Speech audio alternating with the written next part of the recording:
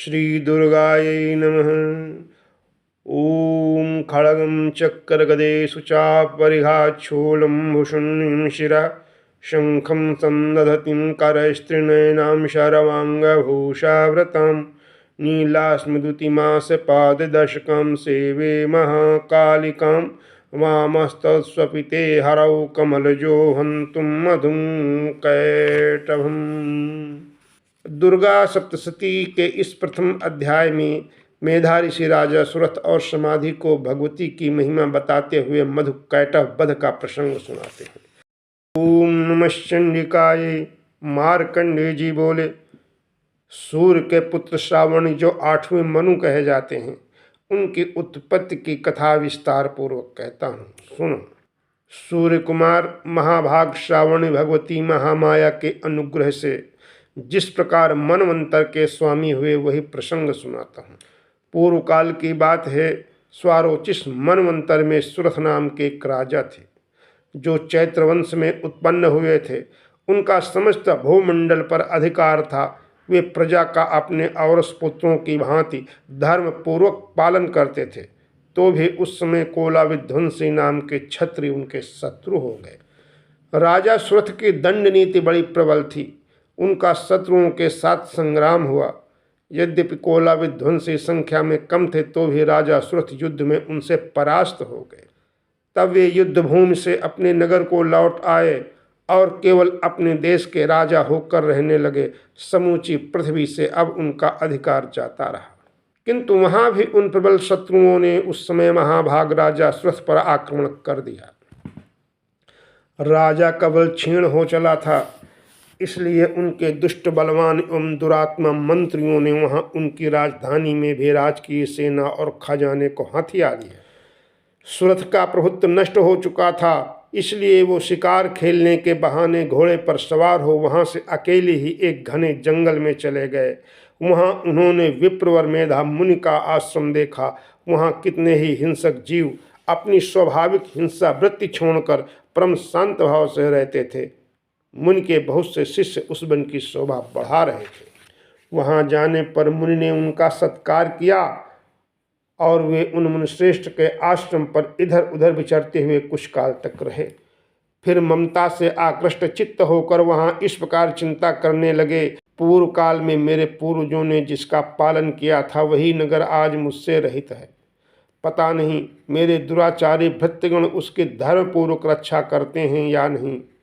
जो सदा मद की वर्षा करने वाला और शूरवीर था वह मेरा प्रधान हाथी अब शत्रुओं के अधीन होकर न जाने किन भोगों को भोगता होगा।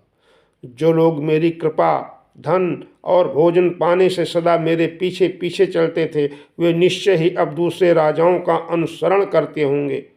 उन अपव्ययी लोगों के द्वारा सदा खर्च होते रहने के कारण अत्यंत कष्ट से जमा किया हुआ मेरा वह खजाना खाली हो जाएगा। ये तथा और भी कई बातें राजा सुरथ निरंतर सोचते रहते थे। एक दिन उन्होंने वहां विप्रवर मेधा के आश्रम के निकट एक वैश्य को देखा और उससे पूछा, भाई तुम कौन हो? यहाँ तुम्हारे आने का क्या कारण है? तुम क्यों शोकग्रस्त और अनमने से दिखाई देते हो? राजा सुरथ का यह प्रेम पूर्वक कहा हुआ वचन सुनकर वैश्य ने विनीत भाव से उन्हें प्रणाम करके कहा। वैश्य बोला, राजन, मैं धनियों के कुल में उत्पन्न एक वैश्य हूँ। मेरा नाम समाधि है। मेरे दुष्ट स्त्री पुत्रों ने धन के लोभ से मुझे घर से बाहर निकाल दिया है। मैं इस समय धन, स्त्री और पुत्रों से वंचित हूँ। मेरे विश्वसनीय बंधुओं ने मेरा ही धन लेकर मुझे दूर कर दिया है, इसलिए दुखित होकर मैं वन में चला आया। यहाँ रहकर मैं इस बात को नहीं जानता कि मेरे पुत्रों की, स्त्री की और स्वजनों की कुशल है या नहीं। इस समय घर में वे कुशल से रहते हैं अथवा उन्हें कोई कष्ट है। वे मेरे पुत्र कैसे हैं? क्या वे सदाचारी हैं अथवा दुराचारी हो गए हैं? राजा ने पूछा, जिन लोभी स्त्री पुत्र आदि ने धन के कारण तुम्हें घर से निकाल दिया, उनके प्रति तुम्हारे चित्त में इतना स्नेह का बंधन क्यों है? वैश्य बोला, आप मेरे विषय में जैसी बात कहते हैं वो सब ठीक है, किंतु क्या करूं? मेरा मन निष्ठुरता नहीं धारण करता। जिन्होंने धन के लोभ में पड़कर पिता के प्रति स्नेह, पति के प्रति प्रेम तथा आत्मीय जन के प्रति अनुराग को तिलांजलि दे चुके मुझे घर से निकाल दिया है, उन्हीं के प्रति मेरे हृदय में इतना स्नेह है। महामते, गुणहीन बंधुओं के प्रति भी जो मेरा चित्त इस प्रकार प्रेम मग्न हो रहा है, यह क्या है? इस बात को मैं जानकर भी नहीं जान पाता। उनके लिए मैं लंबी सांसें ले रहा हूँ और मेरा हृदय अत्यंत दुखित हो रहा है। उन लोगों में प्रेम का सर्वथा अभाव है, तो भी उनके प्रति जो मेरा मन निष्ठुर नहीं हो पाता, इसके लिए क्या करूं? मार्कंडेय जी कहते हैं, ब्राह्मण तदंतर राजाओं में श्रेष्ठ सुरथ और वह समाधि नामक वैश्य दोनों साथ साथ मेधा मुनि की सेवा में उपस्थित हुए और उनके साथ यथा योग्य न्यायानुकूल विनयपूर्ण बर्ताव करके बैठे।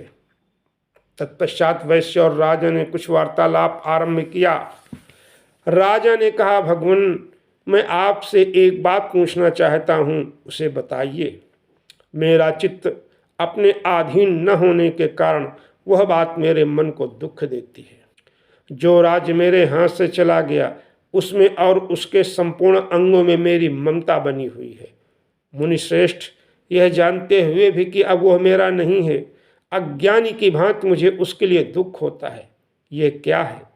इधर वैश्य भी घर से अपमानित होकर आया है, इसके पुत्र स्त्री और भृत्यों ने इसे छोड़ दिया है, स्वजनों ने भी इसका परित्याग कर दिया है, तो भी यह उनके प्रति अत्यंत हार्दिक स्नेह रखता है। इस प्रकार यह तथा मैं दोनों ही बहुत दुखी हैं। जिसमें प्रत्यक्ष दोष देखा गया है, उस विषय के लिए भी हमारे मन में ममता जनित आकर्षण पैदा हो रहा है। महाभाग, हम दोनों समझदार हैं, तो भी हम में जो मोह पैदा हुआ है, यह क्या है? विवेक शून्य पुरुष की भांति मुझ में और इसमें भी यह मूढ़ता प्रत्यक्ष दिखाई देती है। ऋषि बोले, महाभाग, विषय मार्ग का ज्ञान सब जीवों को है, इसी प्रकार विषय भी सबके लिए अलग अलग हैं। कुछ प्राणी दिन में नहीं देखते और दूसरे रात में ही नहीं देखते, तथा कुछ जीव ऐसे हैं जो दिन और रात्रि में भी बराबर ही देखते हैं। यह ठीक है कि मनुष्य समझदार होते हैं, किंतु केवल वे ही ऐसे नहीं होते। पशु, पक्षी और मृग आदि सभी प्राणी समझदार होते हैं। मुनियों की समझ भी वैसी ही होती है जैसी उन मृग और पक्षियों की होती है। मनुष्यों की समझ भी वैसी ही होती है जैसी उन मृग और पक्षियों की होती है, तथा जैसी मनुष्य योनि होती है वैसे ही उन मृग पक्षी आदि की होती है। यह तथा अन्य बातें भी प्रायः दोनों में समान ही है। समझ होने पर भी इन पक्षियों को तो देखो, ये स्वयं भूख से पीड़ित होते हुए भी मोहवश बच्चों की चोंच में कितने चाव से अन्न के दाने डाल रहे हैं। नरश्रेष्ठ, क्या तुम नहीं देखते कि ये मनुष्य समझदार होते हुए भी लोभवश अपने किए हुए उपकार का बदला पाने के लिए पुत्रों की अभिलाषा करते हैं? यद्यपि उन सब में समझ की कमी नहीं है, तथापि वे संसार की स्थिति, जन्म मरण की परंपरा बनाए रखने वाले भगवती महामाया के प्रभाव द्वारा ममतामय भंवर से युक्त मोह के गहरे गर्त में गिराए गए हैं। इसलिए इसमें आश्चर्य नहीं करना चाहिए। जगदीश्वर भगवान विष्णु की योग निद्रा रूपा जो भगवती महामाया हैं, उन्हीं से यह जगत मोहित हो रहा है। वे भगवती महामाया देवी ज्ञानियों के भी चित्त को बलपूर्वक खींचकर मोह में डाल देती हैं। वे ही इस संपूर्ण चराचर जगत की सृष्टि करती हैं, तथा वे ही प्रसन्न होने पर मनुष्यों को मुक्त के लिए वरदान देती हैं। वे ही पराविद्या, संसार बंधन और मोक्ष की हेतुभूता सनातनी देवी तथा संपूर्ण ईश्वरों की अधीश्वरी भी हैं। राजा ने पूछा, भगवान, जिन्हें आप महादेवी कहते हैं, जिन्हें आप महामाया कहते हैं, वे देवी कौन है ब्राह्मण? उनका आविर्भाव कैसे हुआ?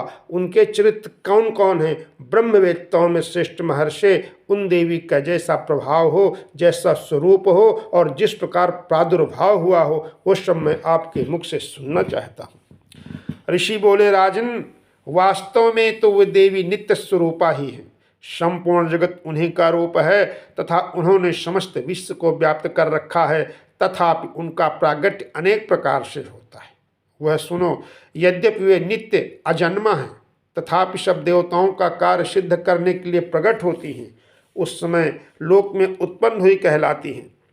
कल्प के अंत में जब संपूर्ण जगत एक कारणों में निमग्न हो जाता है और सबके प्रभु भगवान विष्णु शेष नाग की सैया बिछाकर योग निद्रा का आश्रय ले सो रहे होते हैं, उस समय उनके कानों के मैल से दो भयंकर असुर उत्पन्न हुए जो मधु और कैटभ के नाम से विख्यात थे। दोनों ब्रह्मा जी का वध करने को तैयार हो गए। भगवान विष्णु के नाभि कमल में विराजमान प्रजापति ब्रह्मा जी ने जब उन दोनों भयानक असुरों को अपने पास आया और भगवान को सोया हुआ देखा, तब एकाग्र चित्त होकर उन्होंने भगवान विष्णु को जगाने के लिए उनके नेत्रों में निवास करने वाली योग निद्रा का स्तमन आरंभ किया।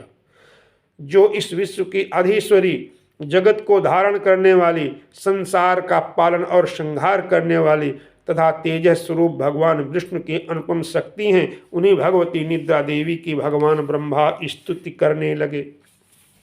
ब्रह्मा जी स्तुति करते हैं, तुम स्वाहा तुम सुधा तुम विकटकारः स्वरात्मिका, सुधा तुमुच्चरे नित्ये त्रिधा मात्रात्मिका स्थिता, अर्धमात्रा स्थिता नित्या यानुच्चार्या विशेषतः, तुमेव संध्या सावित्री तुम देवी जननी परा, त्वये धारते विश्वं त्वयैत्सज्जते जगत्, त्वयैत्पाल्यते देवी त्वमत्सन्ते च सर्वदा, विसृष्टौ सृष्टिरूपा तुम स्थितिरूपा च पालनी।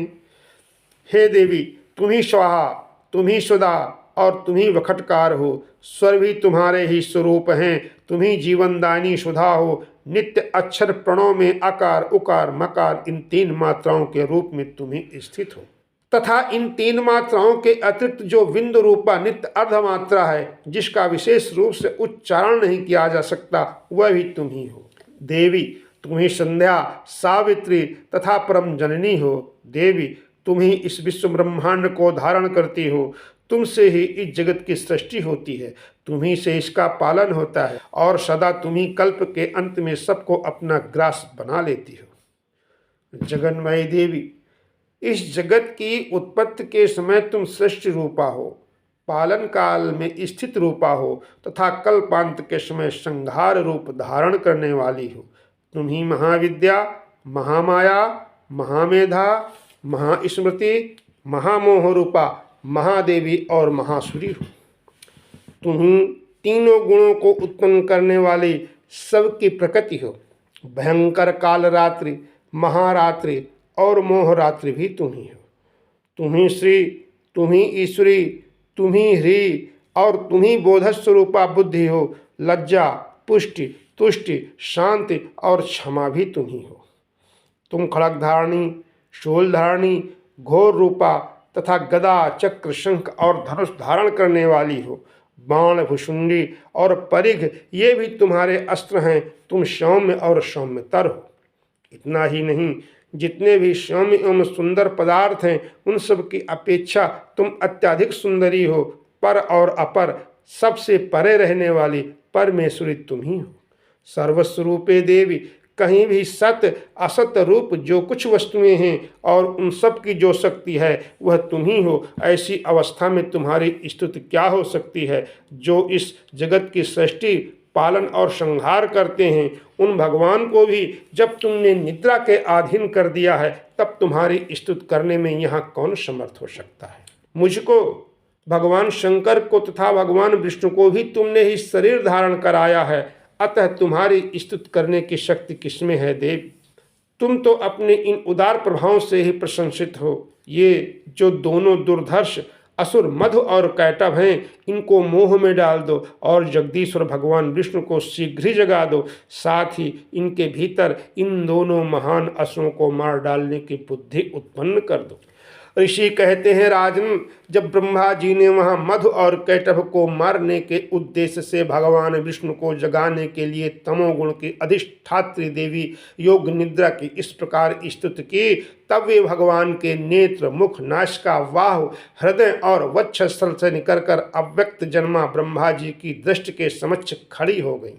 योग निद्रा से मुक्त होने पर जगत के स्वामी भगवान जनार्दन उस एकाणों के जल में शेषनाग की सैया से जाग उठे। फिर उन्होंने उन दोनों असुरों को देखा। वे दुरात्मा मधु और कैटभ अत्यंत बलवान तथा पराक्रमी थे और क्रोध से लाल आंखें किए ब्रह्मा जी को खा जाने के लिए उद्योग कर रहे थे। तब भगवान श्री हरि ने उठकर उन दोनों के साथ 5000 वर्षों तक केवल वाह युद्ध किया। वे दोनों भी अत्यंत बल के कारण उन्मत्त हो रहे थे। इधर महामाया ने भी उन्हें मोह में डाल रखा था, इसलिए वे भगवान विष्णु से कहने लगे, हम तुम्हारी वीरता से संतुष्ट हैं, तुम हम लोगों से कोई वर मांगो। श्री भगवान बोले, यदि तुम दोनों मुझ पर प्रसन्न हो तो अब मेरे हाथ से मारे जाओ। बस इतना सा ही मैंने वर मांगा है, यहाँ दूसरे किसी वर से क्या लेना है। ऋषि कहते हैं, इस प्रकार धोखे में आ जाने पर जब उन्होंने संपूर्ण जगत में जल ही जल देखा, तब कमल नयन भगवान से कहा, जहाँ पृथ्वी जल में डूबी हुई न हो, जहाँ सूखा स्थान हो, वहीं हमारा वध करो। ऋषि कहते हैं, तब तथास्तु कहकर शंख चक्र और गदा धारण करने वाले भगवान ने उन दोनों के मस्तक अपनी जांघ पर रखकर चक्र से काट डाले। इस प्रकार ये देवी महामाया ब्रह्मा जी की स्तुति करने पर स्वयं प्रकट हुई थीं। अब पुनः तुमसे उनके प्रभाव का वर्णन करता हूँ। यहाँ से दुर्गा सप्तशती का प्रथम अध्याय समाप्त होता है। बोलो दुर्गा जी की जय।